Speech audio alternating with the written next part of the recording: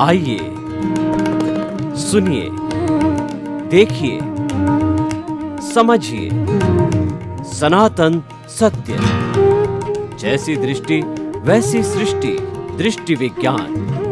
कुदरत, कुदरती रचना एवं कुदरत के कानून से शाश्वत सुख की प्राप्ति। जोधपुर के परम पूज्य महात्मा उपासक प्रोफेसर डॉक्टर सोहन राज तातेड़ के निर्देशन में सनातन सत्य। जैसी दृष्टि वैसी सृष्टि, दृष्टि विज्ञान।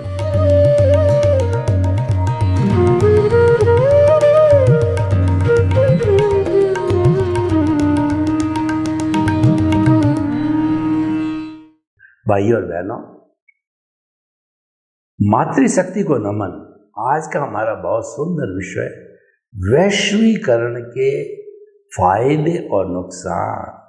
वैश्वीकरण का मतलब globalisation. Present age is the age of globalisation, privatisation और लिबरलाइजेशन।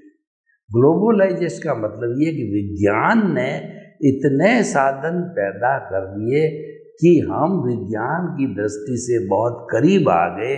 पूरा विश्व जो है एक गांव के समान हो गया। जैसे किसी गांव के अंदर अलग अलग मौले होते हैं, ये फलां जाति का मौला, ये फलां जाति का मौला, ये फलां लोगों का मौला। उसी तरीके से इस पृथ्वी पर 210 कंट्रीज जो है वो एक गांव के 210 जो है और वो मौले हो गए। और हर मौले का जो है सैटेलाइट पे एक कोड है। जैसे इंडिया कोड 91 है और अमेरिका का कोड है वो 44 है, और ऐसे अलग अलग कोड बने हुए हर एक के। तो उस कोड को, वो सैटेलाइट से मिला हुआ कोड है। यानी आपने इंडिया के अंदर कोई भी व्यक्ति, बाहर का व्यक्ति इंडिया को फोन करता है तो 91 जो ही डायल करेगा तो सैटेलाइट पे 91 है, वो इंडिया के अकाउंट में जाएगा और वहाँ से फॉरवर्ड होकर के, और जो हमारा मोबाइल नंबर 98290 या समथिंग जो होगा उसके ऊपर आएगा। तो सारा ये एक सैटेलाइट ने और इस ग्लोबलाइजेशन ने सारी दुनिया को जो है एक मेक कर दिया है। तो ग्लोबलाइजेशन तो हो गया क्योंकि विज्ञान ने बहुत तरक्की करी।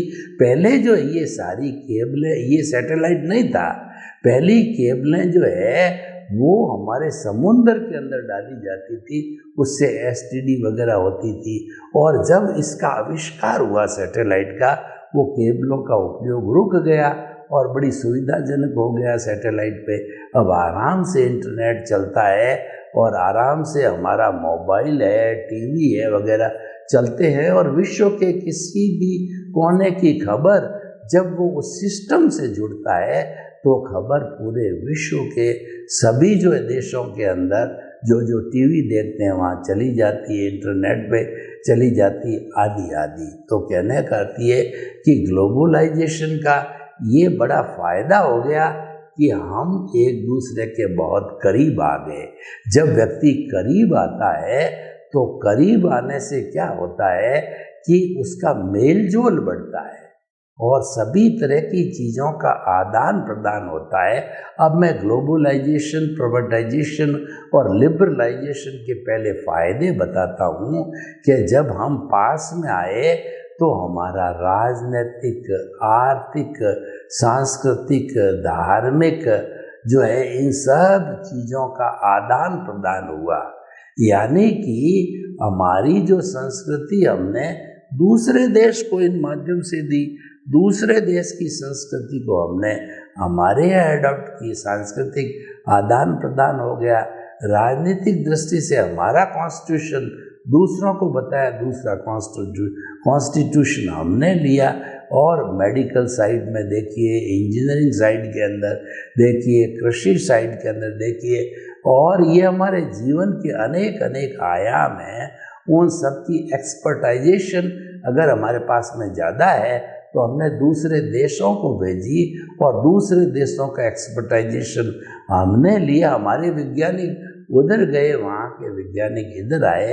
इस तरीके से हमारा मेल जोल जो है बहुत अच्छा हो गया। आज जो है विनिमय के जो है बहुत से साधन हो गए हैं और वो साधन आगे बढ़ रहा है, परंतु वो साधन कब बढ़ेंगे जब हमारे रिलेशंस अच्छे होंगे। और रिलेशन अगर खराब हो जाते हैं तो वही देखिए यूएसएसआर का एक हिस्सा था यूक्रेन और बड़ी घनिष्ठता थी। यूक्रेन जो है कि लोग यूएसएसआर से जाकर के यूक्रेन में बसे, यानी एक जो है पिता की 4-5 संतान होती है, अलग अलग सिटी में जाकर के वो बस जाती है, लेकिन उनकी संस्कृति, उनकी विचारधारा, उनकी लाइकिंग्स, उनका जो है फूडिंग वगैरह वो सेम रहेगा, भाषा सेम रहेगी, लेकिन फिर भी वो इस तरीके से उनका मिसयूज हुआ, दुरुपयोग होने से यूक्रेन का और यूएसएसआर का जो है आपसी तनाव बढ़ा, विवाद बढ़ा। अब रीज़न कई हो सकते हैं, मैं उस पॉलिटिकल रीजन्स में नहीं जाना चाहता हूँ। मैं तो ये बताना चाहता हूँ कि अगर आपस में अंडरस्टैंडिंग सही है तो आपस के अंदर जो तालमेल होता है तो हमारा काम बढ़ता है, हमारा विनिमय बढ़ता है, हमारी जो मोबिलिटी बढ़ती है, हमारी प्रोग्रेस बढ़ती है, सस्टेनेबल डेवलपमेंट बनता है, जीडीपी बढ़ती है और हमारे लोगों को रोजगार मिलता है, हमारे लोग नई चीज़ सीखते हैं। तो एक तो बात ये हो गई। और दूसरा क्या है कि ये जब ग्लोबलाइजेशन होने से हमारे मार्केट हमको बहुत बड़ा मिल गया है, उसके अंदर आपको अपनी कैपेसिटी प्रोडक्ट को डेवलप करना पड़ेगा। आपकी टेक्निकल जो है वह सोच को जो बहुत विकसित करना पड़ेगा। टेक्निकली आपका बहुत साउंड प्रोडक्ट है तो पहले तो क्या हम 1 या 2 कंट्री में ही बेचते थे, अपने देश में बेचते थे। अब एक्सपोर्ट के बहुत चांसेस बढ़ गए क्योंकि साधन है हमारे पास में। चाहो जो आप पूरे विश्व में किसी भी कंट्री, सारे कंट्री से आप लेन देन करिए, ताकत आपकी चाहिए, प्रोडक्ट आपकी क्वालिटी का चाहिए और आपका कहना चाहिए वायबल होना चाहिए रेट के हिसाब से। तो ये चांसेस जो ग्लोबलाइजेशन से बहुत बढ़ गए हैं। तीसरा जो ग्लोबलाइजेशन का जो कहना चाहिए जो फायदा ये है कि पहले जमाने के अंदर विश्व के कौन से हिस्से में क्या घटना घटित हो रही है हमको पता ही नहीं चलता था। ऐसी स्थिति आज से 50 साल पहले विज्ञान तरक्की नहीं कर पाया था, फोन भी नहीं थे और हमारे पास न सड़कें थी न वाहन थे। तो हम जो है हमारा 10 किलोमीटर 20 किलोमीटर भी अगर गांव दूर है तो पैदल चल के जाया करते थे, या जो है वो ऊंट गाड़े वगैरह पे गाड़ियों पे जाते थे। तो वो बहुत ही कम जाना होता था और ज़्यादा दूर होता था तो वहाँ जाने के अंदर कई महीने लग जाया करते थे। जैसे कि ऊँटों का काफिला जो है ये दुबई वगैरह जो गल्फ कंट्री से इंडिया में आता था तो कितना समय लगता था, और जहाज़ें जाती थी एक से दूसरे देश में कितना समय बंदरगाह पे लगता था। तो मेरे कहने का अर्थ ये है कि हमको ये पता ही नहीं रहता था कि हमारे 100 किलोमीटर गांव के अंदर क्या घटना घटित है, क्या हो रहा है। कोई दंगा हुआ, प्रेम हुआ, नई चीज़ हुई, कुछ उद्योग धंधा लगा, कोई तरक्की हुई, कुछ भी न्यूज़ हमको पता नहीं रहती। और आज देखिए ग्लोबलाइजेशन का पॉजिटिव विचार क्या है कि जो है आपको घटना घटित हुई और within no time fraction of the time it came on the media, तुरंत मीडिया पे वो आ जाती है। पूरे विश्व को जो उसकी जो कहना चाहिए कि वो जो है चैनल को खोलता है तो सबको मालूम पड़ जाती है, वो गूगल पे आ जाती है तो सब चीज़ सबको मालूम पड़ जाती है। बहुत बड़ा फ़ायदा हो गया ग्लोबलाइजेशन से, बहुत बड़े फ़ायदे हैं। रोज़गार बढ़ा है व्यक्ति का, गूगल जैसी चीज़ें आ गई, नॉलेज बढ़ा है। हमारे जितने भी सोशल मीडिया है, फेसबुक है और जो कहना चाहिए ट्विटर है, ब्लॉगर है, इंस्टाग्राम है, ये सारे जो सोशल मीडिया भी आए जो कि हमको सोशली बनाते हैं, हम सोशली जुड़ गए। आज जूम पे देखिए विश्व के अंदर 10 कंट्रीज के लोग एक साथ बैठ कर के अपनी बातों का वार्तालाप करते हैं और आराम से वो कर पाते हैं। ऐसा लगता है कि हम कॉन्फ्रेंस जो कर रहे हैं एक ही प्लेटफॉर्म पर बैठे बैठे अपनी बात को बोल रहे हैं, जबकि 10-10, 20-20 हजार किलोमीटर दूर के पे व्यक्ति बोल रहा है और यहाँ बैठे हम उसको पकड़ लेते हैं, जान लेते हैं जूम पे, गूगल मीट वगैरह पे जो भी साधन है। तो हम ये कहना चाहते हैं आपको कि ये सारे ग्लोबलाइजेशन के हमको फ़ायदे हुए हैं और ग्लोबलाइजेशन से ऑनलाइन पे कोई भी चीज़ हमारे को आज आवश्यकता है, हमारे देश में दूसरे देश में है, और अगर कोई भी चीज़ महंगी हो तो किफ़ायत की हो तो हम दूसरे रेट्स तो दूसरे कंट्री से भी ले सकते हैं। कोई भी बड़ी मशीन हो तो दूसरे देश से लेकर के हम कंपैरेटिव स्टडी कर पाते हैं। कोई टेक्नोलॉजी है हम दूर से लेकर के वो प्राप्त कर सकते हैं। तो इस तरीके से ये ग्लोबलाइजेशन के फ़ायदे हुए।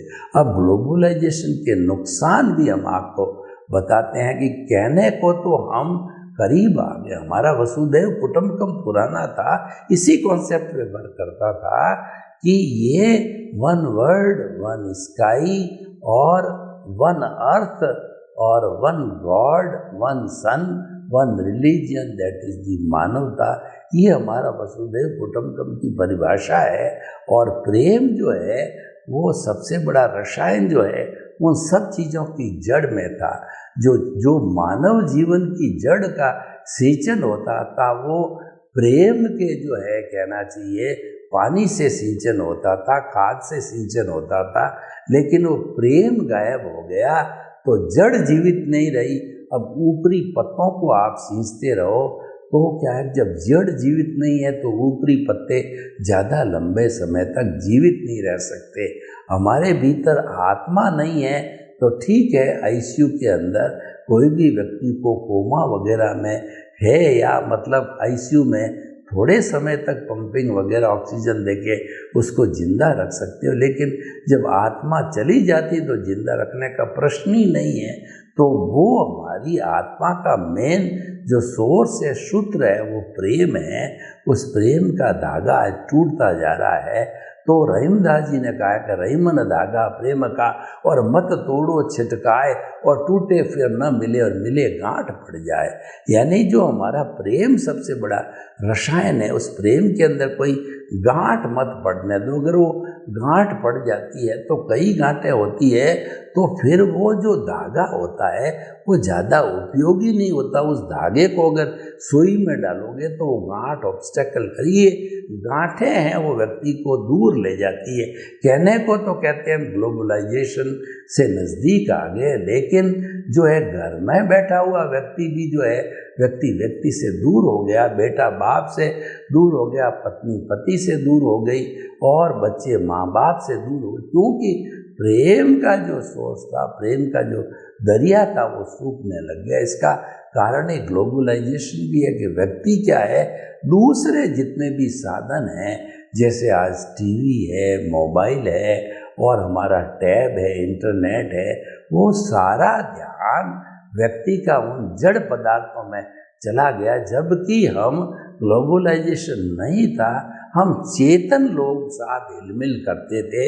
यानी कि हम एक व्यक्ति से मिलने के लिए उसके घर जाते थे, कभी वो हमारे यहाँ आता था, हिलना मिलना था, और दूसरा बातचीत करना ही सुख का कारण बताया जाता था कि बातचीत करने से हमारा प्रेम है और ज़्यादा बढ़ता है। दूसरे एक दूसरे परिवार की हमको जानकारी भी मिलती है, तो बैठ कर के बात करते आते थे लोग, जाते थे, वो सब आना जाना बंद हो गया। और अब तो ब्याह शादी में भी मात्र जो है फॉर्मेलिटी बच गई है। कुल कहने का आती है ग्लोबलाइजेशन ने व्यक्ति को इतना व्यस्त बना दिया है कि वो परिवार के लिए, समाज के लिए और अपने लोगों के लिए समय नहीं दे पाता है और वह उनसे अलग हो गया। और कोरोना का पीरियड आया तो कोरोना ने खुद ने साल भर तक व्यक्ति को अपने घर के अंदर बंद रखा। तो व्यक्ति कभी ये मानसिकता होगी घर में बंद रहते रहते कि घर में ही रहना आराम से है, लोगों से क्या मिलना, क्या जाना, क्या फ़ायदा, सब चीज़ें ऑनलाइन सिस्टम आ गया, पढ़ाई ऑनलाइन आ गई और कोई भी प्रोडक्ट खरीदना ऑनलाइन आ गया। और आज तो आप पूरा खाना ऑनलाइन आ रहा है। जीवन की ऐसी कौन सी चीज़ है जो ऑनलाइन पे नहीं आ रही है? जो भी हमारे साधन हैं, जो साधन है जीवन को सुख देने वाले, मान्यता वाला सुख, सुख तो वास्तव में बाहर की चीज़ों में है ही नहीं है, और सुख तो एक काल्पनिक वस्तु है। सुख और दुख वास्तव में इसका कोई अस्तित्व नहीं है, क्योंकि इसका प्रवाह तो भीतर बैठा है, तो जो बहता है। तो ये जो है सारे नुकसान ग्लोबलाइजेशन के हुए। और दूसरा ये देखिए कि जब हमारे जो एक से दूसरे देश के अंदर कोई भी आतंकवाद, लड़ाई झगड़ा, फायरिंग, टंटा, हत्या, इन चीज़ों की होती है और पूरे विश्व के अंदर वो चीज़ फैलती है, तो लोग गलत गलत चीज़ों से एनकरेज हो रहे हैं। आज हमारा ग्लोबलाइजेशन से मीडिया इतना सशक्त हुआ कि वहाँ 90% चीज़ लड़ाई की, झगड़े की, हिंसा की, और जो है वो क्या है, नेले पे डेला मारने की, और वो छोटे बड़े को जो कैसे बोला जाता है, अब जो अभद्र व्यवहार करना, ये सारी बुराइयां आ गई। जबकि जो ऐसा नहीं होना चाहिए। तो ये जो बुराइयां ग्लोबलाइजेशन से आई है, उस ग्लोबलाइजेशन का कहना चाहिए कोई भी दोष नहीं है, दोष तो मनुष्य का है। क्योंकि ग्लोबलाइजेशन कौन लाया, लिबरलाइजेशन, प्राइवेटाइजेशन कौन लाया? इंसान लाया। तो और इंसान इसलिए लाया कि इंसान के पास में सब फैकल्टीज डेवलप्ड है, लेकिन जो ये गुण तो ठीक है, जो दोष पैदा हुए हैं, दोष के लिए रिस्पॉन्सिबल इंसान ही है। इंसान ने उसका दुरुपयोग किया। देखिए, किसी भी चीज़ का सदुपयोग होता है और कोई चीज़ लिमिट में होती है। Excess of everything is bad. कोई भी चीज़ की जो है एक्सेस होना वो बैड होता है।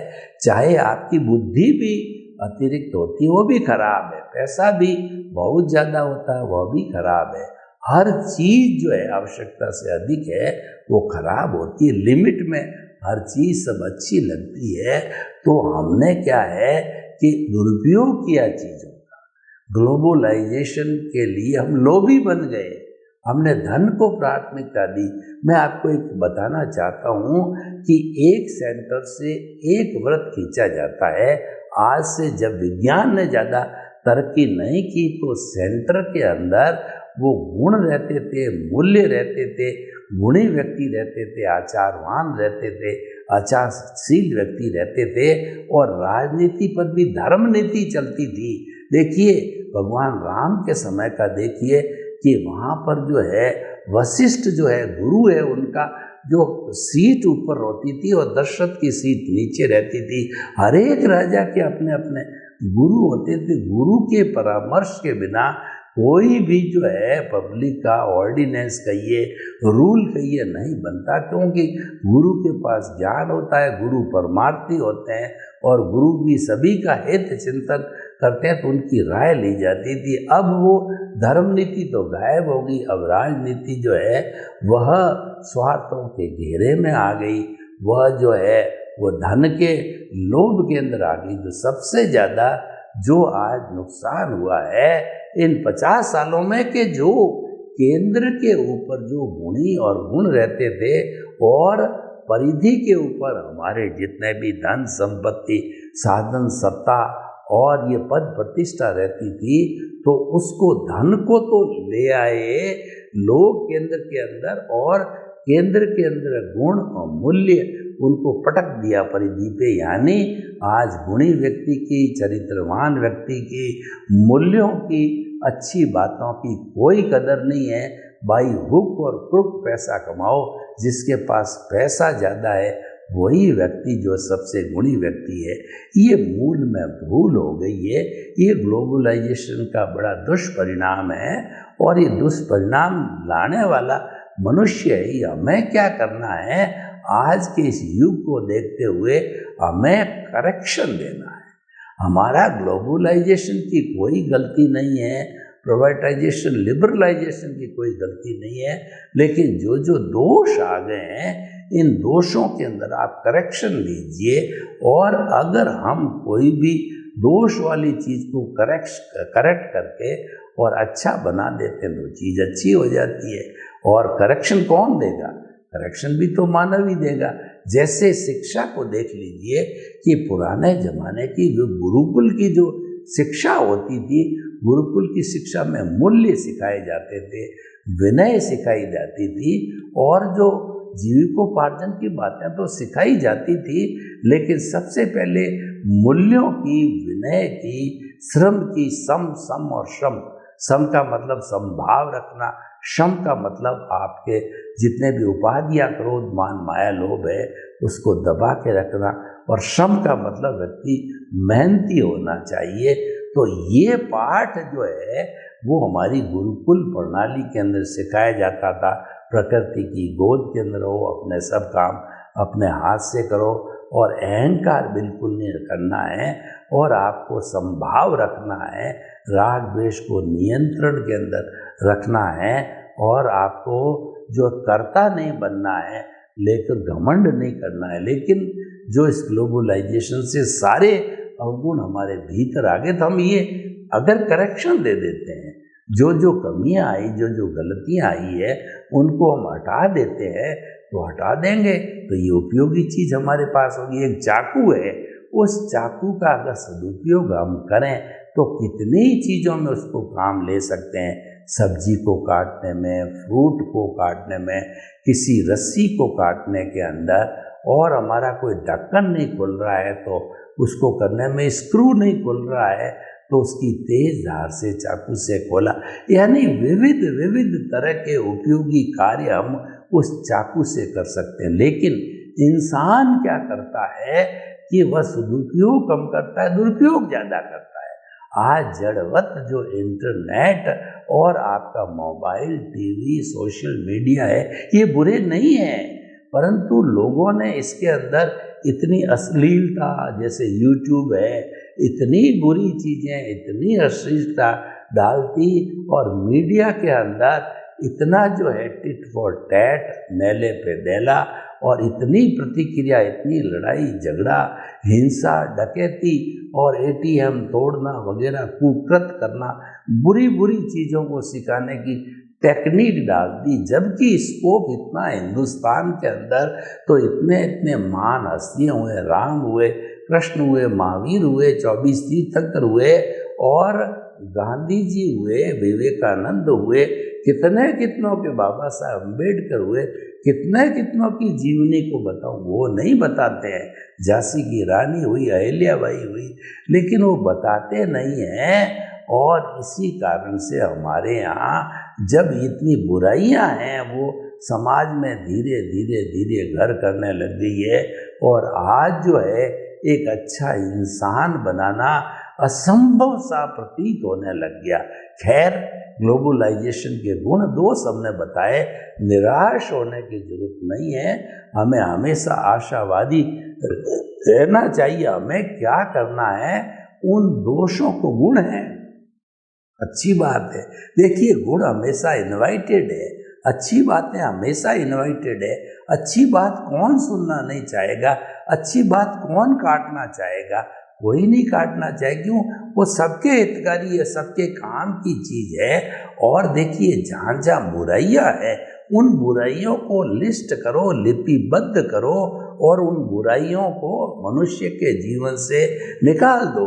हमारा सारा सेटअप ग्लोबलाइजेशन का है, वह हम सभी प्रयास करें, सारे देश प्रयास करें। और अब तो सब देश एक दूसरे से यूएनओ वगैरह ऐसी बहुत सी संस्थाएं हैं कि वहाँ आपस में मिलते हैं, अपने व्यूज़ रखते हैं। तो हमारे नेगेटिव जितनी चीज़ें हो गई है उन सब को हटा करके पॉजिटिव पॉजिटिव पॉजिटिव पॉजिटिव बातों को हम रखना चालू करेंगे, तो वही हमारा पुराना वसुधैव कुटुंबकम फिर हाजिर हो जाएगा। फिर हमारी जड़ों के अंदर प्रेम की धारा बहने लगी।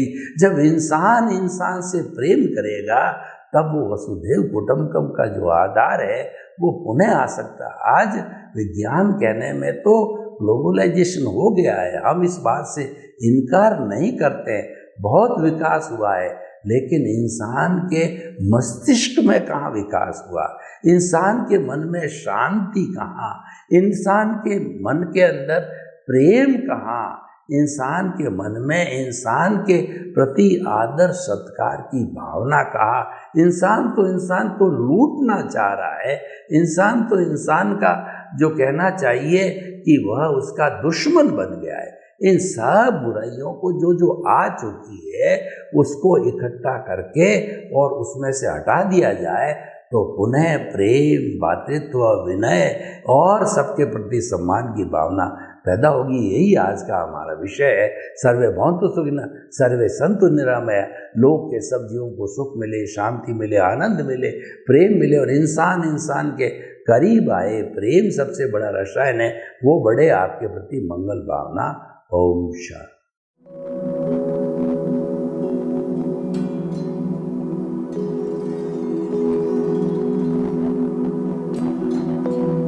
एक ऐसा अंतर्राष्ट्रीय ख्याति प्राप्त मानव जो गुरु प्रेरणा से पिछले 20 वर्षों से वानप्रस्थ जीवन जीते हुए 24 घंटे मानवता की सेवा में संलग्न है। एक ऐसा मानव जो अभी राष्ट्रीय, अंतर्राष्ट्रीय टीवी चैनलों पर 7,500 एपिसोड के माध्यम से सनातन सत्य, आत्मविज्ञान एवं पुनरुत्थान, व्यवहार एवं निश्चय जगत के जीवनोपयोगी विषयों पर हृदय स्पर्शी प्रवचन कर चुका है। उस मानव का नाम है महात्मा उपासक प्रोफेसर डॉक्टर सोहन राज तातेड़। प्रोफेसर तातेड़ द्वारा योग, दर्शन, शिक्षा विषयों पर रचित पीएचडी स्तर के 250 शोध ग्रंथ भारत के 100 प्रतिष्ठित विश्वविद्यालयों में शोधार्थी पढ़ रहे हैं तथा वे सभी शोध ग्रंथ वहां की सेंट्रल लाइब्रेरियों में उपलब्ध हैं।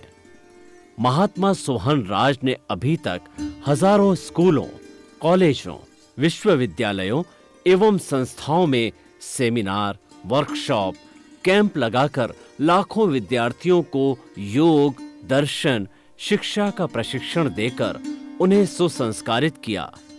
डॉक्टर तातेड़ ने भारतीय संस्कृति उत्थान के 4000 से अधिक समसामयिक विषयों पर आर्टिकल लिखकर ऑनलाइन जर्नल, पत्रिकाओं, वेबसाइट्स पर प्रकाशित किया, जिसका उपयोग लाखों पाठक कर रहे हैं। उपासक तातेड़ के 5000 से अधिक आज का सुविचार, आज का शुभ संदेश, आज का मंगल भावना योग आदि चिंतन websites, Twitter, blogger, Facebook, YouTube माध्यमों से लाखों लोग अपना जीवन निर्माण कर रहे हैं। मानवता के मसीहा ऐसे महामानव महात्मा सोहन राज तातेड़ के प्रोफाइल को अभी तक विश्व के 20 लाख दर्शक यूट्यूब पर, 12 लाख गूगल पर एवं लाखों दर्शक फेसबुक, ब्लॉगर, ट्विटर और इंस्टाग्राम पर देख चुके हैं।